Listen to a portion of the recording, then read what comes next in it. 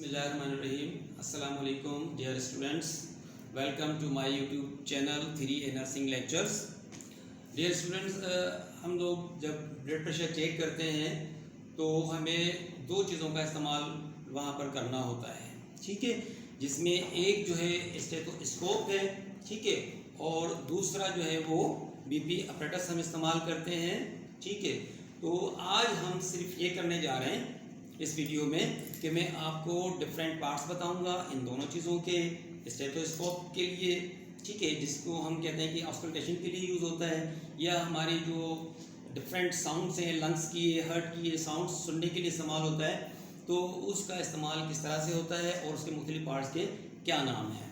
तो यहाँ पर मैंने ये इसको बताया है कि एक चेस्ट पीस होता है, ठीक है, फिर चेस्ट पीस में दो हमारे पास हिस्से होते हैं उसके, एक बेल होता है, दूसरा डायफ्राम होता है।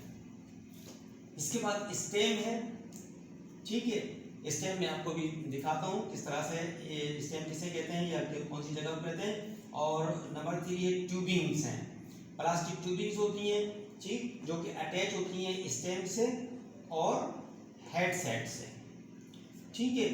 तो चौथा जो पार्ट है वो हेड सेट है, फिर हेड सेट के फिर दो हिस्से होते हैं, ईयर पीस और ईयर ट्यूबिंग, ठीक है।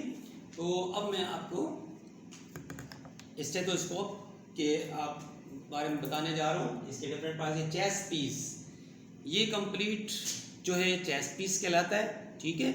इसमें ये वाला जो हिस्सा है ये हिस्सा कहलाता है डायाफ्राम, जबकि ये बैक साइड का हिस्सा जो है ये कहलाता है बेल। अब इसका इस्तेमाल क्या है? इसका इस्तेमाल ये है कि ये ख़ास तौर पर ये जो बेल है, इस बेल को हम इस्तेमाल करते हैं अपाइकल पल्स चेक करने के लिए, या जो हमारी हार्ट बीट है वो सुनने के लिए आमतौर पर बच्चों में बहुत ज़्यादा इस्तेमाल होता है, ठीक है, ये बेल वाला हिस्सा। इसके साथ जो है हम आम तौर पर आपने देखा होगा कि ये जो है डायफ्राम ज़्यादा इस्तेमाल होता है, ठीक है जी। ये इसका एक पार्ट हो गया। इसके बाद ये है स्टेम, जो मैंने आपको यहाँ पर लिखा हुआ है स्टेम, ठीक है। ये स्टेम का हिस्सा है जो कि स्टेनलेस स्टील का है, इससे अटैच होती है ये ट्यूबिंग, ठीक है। अब ये पूरी ट्यूबिंग प्लास्टिक की है, और ये ट्यूबिंग के बाद ये वाला जो हिस्सा है मैंने यहाँ पर शो किया है आपको, हेड सेट। तो ये कंप्लीट जो हिस्सा है ये हेड सेट है, क्योंकि इसको हम इस तरह से लगाते हैं जिसके जैसे ये पूरा जो है हेड सेट कहलाता है।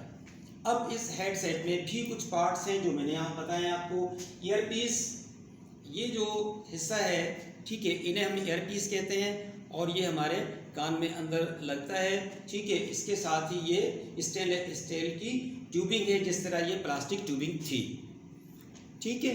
तो यहाँ थोड़ा सा और मैं बताना चाहूँगा कि जब हम जब साउंड सुन रहे होते हैं, चेस्ट पर लगाते हैं, तो हमारे पास यहाँ बेल के अंदर अगर आप इसको देखेंगे तो इसमें जो है, अगर ये सही हमें बाल का तो ऐसा होता है कि साउंड सुनाई नहीं देता, हमने यहाँ पे रखा लेकिन हमें साउंड नहीं आ रहा है, ठीक है। साउंड नहीं आ रहा तो बाल का वजूहत होती हैं कि ये जो स्टेम है, इस स्टेम को हमें थोड़ा सा घुमा कर देख लेना चाहिए, और इस तरीके से हमें चेक कर लेना चाहिए कि हमारे जो कानों में आवाज़ आ रही है नहीं आ रही है, ठीक है।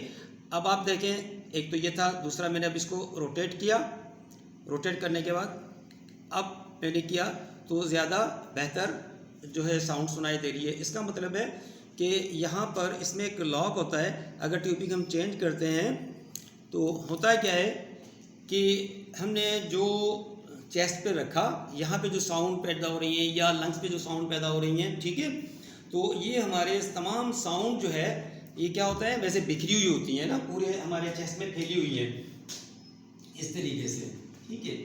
लेकिन जैसे ही हम डायफ्राम लगाते हैं, ठीक है, तो ये डायफ्राम बिल्कुल जस्ट लाइक कॉन्वेक्स लेंस में आपने देखा होगा किस तरह से जो रेज मर्ज होती हैं, तो इस तरीके से ये जो है, ये सारी साउंड जो है, ये तमाम साउंड जो है एक जगह इकट्ठी होती है।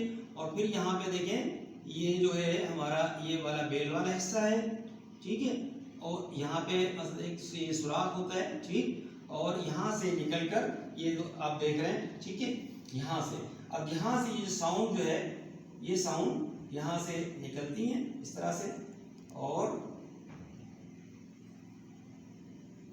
ये हमारे यहाँ से साउंड निकलकर और हमारा जो ये हेडसेट है, इसकी ट्यूबिंग यहाँ से होती हुई हमारे ईयर पीस तक आती हैं और हमारे कान में हमें सुनाई देती हैं।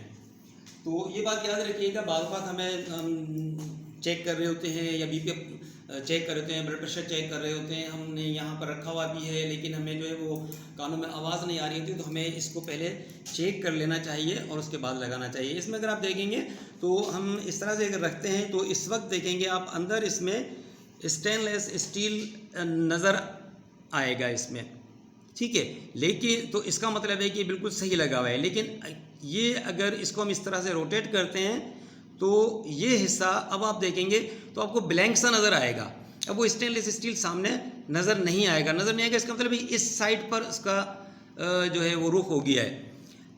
अच्छा, दूसरी बात एक और कि जब हम बेल यूज़ करेंगे तो ये हिस्सा हम बेल की तरफ कर लेंगे, बेल को अगर इस्तेमाल करेंगे तो अब हमारी साउंड, चूँकि ये ओपन हिस्सा जो है, यहाँ की जो साउंड है उसमें कलेक्ट होकर हमारे ईयर तक पहुँचती है।